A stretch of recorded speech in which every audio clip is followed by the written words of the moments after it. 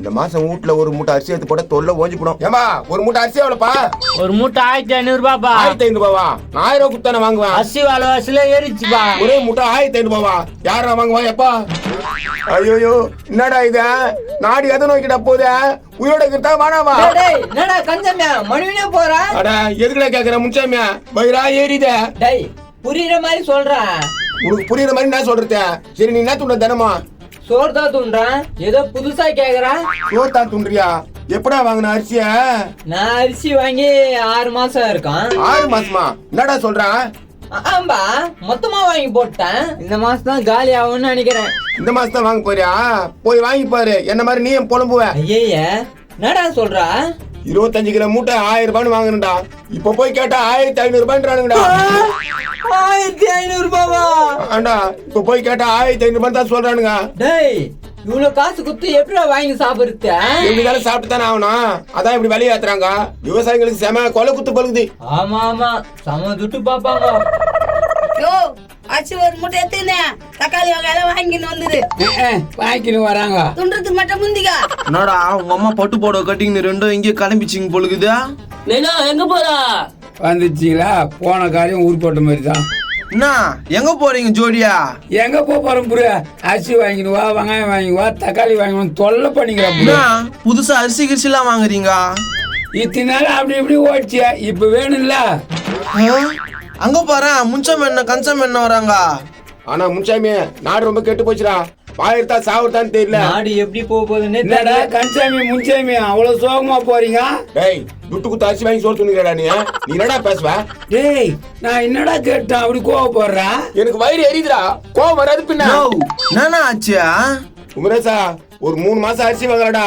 அப்படி இப்படின்னு எங்க யாரும் துண்டு போயிட்டேன். சரியா இப்ப போய் அரிசி வாங்கலான்னு கேட்டா 1000 ரூபாய்க்கு எடுத்த அரிசி 1500 ரூபாய்டா. 1500 ரூபாய் தானே கேக்குறாங்க.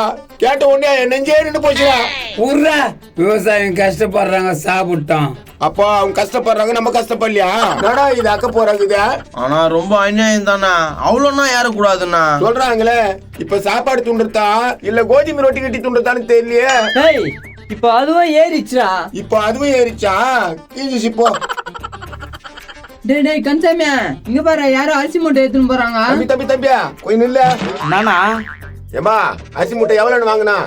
நோ ஒரு 2 மாசத்துக்கு முன்னாடி 1300 ரூபான்னு வாங்கினா. இப்ப போய் கேக்குறேன் 1800 ரூபான்றாங்கண்ணா. கேட்டீங்களா? 500 ரூபாய் ஏத்திக்கிறாங்க. ஆனா இதுக்கே இவ்வளவு காசு குத்தா இன்னும் மளிகை சாமானுங்கெல்லாம் என்ன கதைன்னே தெரியலண்ணா. வேற என்ன பண்றது? ஃபர்ஸ்ட் தண்ணி குடிச்சு பாத்துக்க வேண்டியதுதான். என்னடா சொல்ற கன்சாமியா? என்னடா சொல்றேன்னா வீட்டுல இந்த மாசம் அரிசி காலை 8 பேருக்கு அப்படித்தான் பாத்துக்கணும் நீயும். அப்ப விவசாயிலாம் பணக்காரன் ஆயிடுவாங்களோ?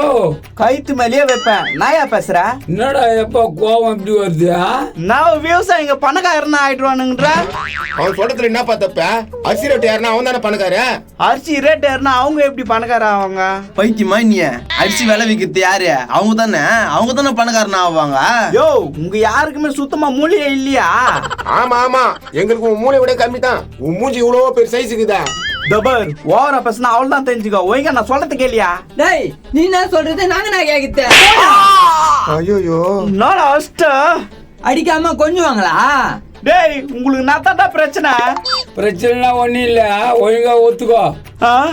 நான் ஒத்துக்கணும். அரிசி விலையேற காசுலாம் விவசாயிக்கு தான் போதுன்னு ஒத்துக்கோ. அது எப்படியா ஒத்துக்க முடியும்? நானும் விவசாயி தான், எங்க அப்பாவும் விவசாயி தான். விவசாயியா?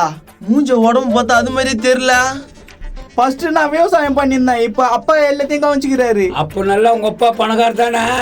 அதான் மூட்டை அரிசி எடுத்துன்றா. ஏ முண்டை கலப்ப நாங்களே விலைய வச்சாலாம் வெளியே காசு குடுத்தா ஏன் வாங்கி ஆவனா? புடிக்கனே இருக்கிறான் பாரு. புழு முட்டைடா நீ. யோ நானாவோ கேக்குறீங்க?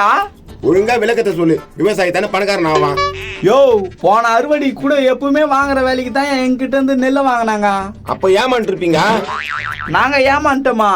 இப்போ அந்த ரேட்டுக்கு தான் எல்லா விவசாயி கிட்ட இருந்து நெல்லை வாங்கிக்கிறாங்க. என்னடா இப்படி சொல்றான்? அப்ப அரிசி வேலை மாட்டோம் எப்படி ஏறுது? அது அரசாங்கம் கிட்ட தான் கேட்கணும், என்கிட்ட கேட்டா? ஐயோ கொஞ்ச நேரத்துல தப்பா நினைச்சிட்டுமா, எல்லா காசும் விவசாயி கட்ட போகுதுன்னு. நீங்க மட்டும் இல்ல, நாடே அப்படிதான் நினைச்சுங்குது. ஐயோ பாவம், இப்ப என்ன தப்பா பண்றது? காசு இல்லைன்னா ரேஷன்ல ஃப்ரீயா அரிசி போடுறாங்களா, அதை வாங்கி துண்ணுங்க. அது துண்டுற மாதிரி இருக்குது, ஊர் பட்ட வந்துக்குது அதுல. இந்த பெருசா இருக்குதுப்பா. இந்த பெருசா நேது சோறு மெடிசா துண்ணு பழகிடுச்சுல, ஒத்துக்கல அது. தம்பியா உனக்கு கேக்குறேன், பிரியா அரிசி குடுக்குறாங்க ரேஷன்ல, ஏன் அதை மெலிசா குத்தான்னா?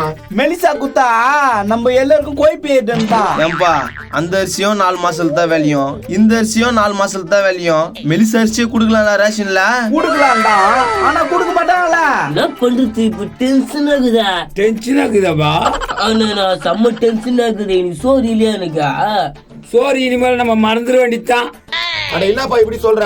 வேற எப்படி சொல்றது, பணம் இருக்கிறவங்க தான் சோறு துண்ணுவான் போகுது. போனா நம்ம நிலைமை நாடா. எல்லாம் ஒரு நாள் போய் சேர்த்தா போறோம். நான் ஒண்ணு கொஞ்சம் பட்னி பசியா முன்னாலே போய் சேர்ந்துட போறோம். தம்பியா மூட்டை முட்டையா அரிசி ஏத்து போற, விவசாயத்துல வந்த பணம் தானே இது? அட போயா, கல்யாணத்துக்கு போட்ட ஒரு மோதிரத்தை அடமான வச்சுட்டு எடுத்து போறேயா. நீ மோதிரத்தை அடமான வயசு சோறு தூண்டுற. போற போக்க பார்த்தா ஊட்டியே அடமான வச்சுட்டு தூண்டுற நிலைமை ஆயிடும் போலுக்குது.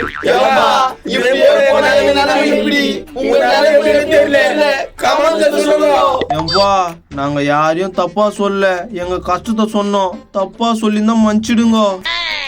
அரிசி இல்ல, பருப்பு இல்ல, பூண்டை இல்ல போடா, தக்காளி இல்ல, வெங்காயம் இல்ல, எதுவுமே இல்ல போடா. I am so sorry. மனசுல படுத்த சொன்னோம், கொஞ்சம் புரிஞ்சுக்கங்க ஏழைங்க படுற கஷ்டத்தை. ஹாய் ஃப்ரெண்ட்ஸ், எல்லாருக்கும் வணக்கம். இப்போ பார்த்தீங்கன்னா நம்ம பணமட்ட டீம் சார்பாக இலவச ஃபுட்டு கொடுக்குறோம் அப்படின்னு இது பண்ண உடனே நண்பர்கள் சில பேர் அவங்களும் உதவி பண்ணுறேன்னு சொல்லி நிறைய பேர் வராங்க. அந்த வகையில் பார்த்தீங்கன்னா கொளஞ்சி அவர் சிங்கப்பூர்ல இருக்காரு. அவரோட குடும்பம் எல்லாம் நல்லா இருக்கணும்னு வேண்டி அவரோட ஃப்ரெண்டு ஜகா ஒரு 3000 ரூபாய் உதவி பண்ணியிருக்காரு.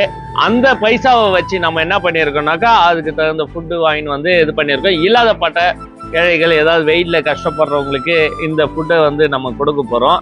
ரொம்ப மகிழ்ச்சியாக இருக்குது, ரொம்ப சந்தோஷமாக இருக்குது. கொளஞ்சி அவரோட குடும்பம் நீடோடி இருக்கணும்னு நம்ம பணமட்ட சார்பாக வேண்டிக்கிறோம்.